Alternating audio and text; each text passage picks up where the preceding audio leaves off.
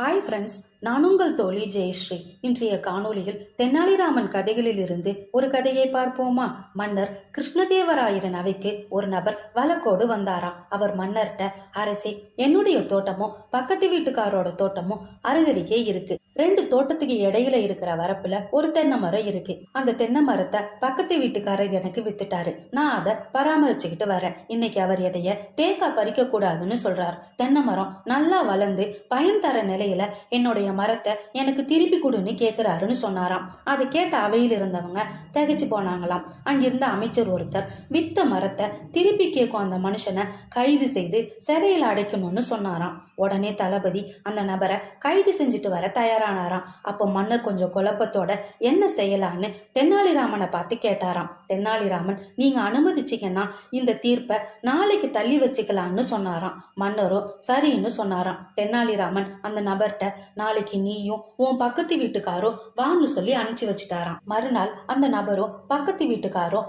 அரசவைக்கு வந்தாங்களாம். 2 பேர்ட்டையும் தென்னாலிராமன் நல்லா விசாரிச்சதுக்கு அப்புறமே மரத்தை வித்தவன்ட்ட, நீ உன் மரத்தை திரும்ப எடுத்துக்க விரும்புறியான்னு கேட்டாராம். அவன் ஆமான்னு சொன்னானா. சரி, அவனோட பணத்தை நீ திருப்பி கொடுத்துடுன்னு மரத்தை வாங்கினவர்கிட்ட தென்னாலிராமன் சொன்னாராம். அவனும் பணத்தை திருப்பி கொடுத்துட்டானா. சபையில இருந்தவங்க கொஞ்சம் குழப்பத்தோட இத பாத்துக்கிட்டு இருந்தாங்களாம். பிறகு தென்னாலிராமன் மரத்தை வாங்கியவர்கிட்ட, சரி, இன்னையிலிருந்து இந்த மரம் உன்னோடது இல்ல. அந்த மரம் நீ வாங்குறப்ப எப்படி இருந்ததோ அப்படியே அதை திருப்பி கொடுத்துடு. நீ மரத்தை அவர்கிட்ட வாங்குறப்ப அந்த மரம் காய்க்கல. எனவே அதை திருப்பி ஒப்படைக்கிறதுக்கு முன்னாடி எல்லா காய்களையும் பறிச்சுட்டு கொடுத்துடுன்னு சொன்னாராம். மரத்தை திரும்ப வாங்கினவன்ட்ட, நீ தென்னை மரத்தை விற்பனை செய்தப்போ காயில்லாத மரத்தை தானே வித்த.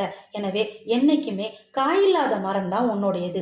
அதுல இனிமே காய்க்கும் காய் கூட இவருக்கு தான் சொந்தம். எனவே அவர் பறிச்சுக்கிறதுக்கு அப்பப்போ நீ அனுமதி தரணும், தடுக்க கூடாது, நீயும் பறிச்சுக்க கூடாதுன்னு சொன்னாராம். தென்னாலிராமனோட புத்திசாலித்தனமான தீர்ப்பை பார்த்து மன்னரும் அவையில இருந்தவங்களும் அவரை பாராட்டினாங்களாம். இந்த கதை பிடிச்சிருந்துச்சுன்னா லைக் பண்ணுங்க, ஷேர் பண்ணுங்க, சப்ஸ்கிரைப் பண்ணுங்க. நன்றி நண்பர்களே.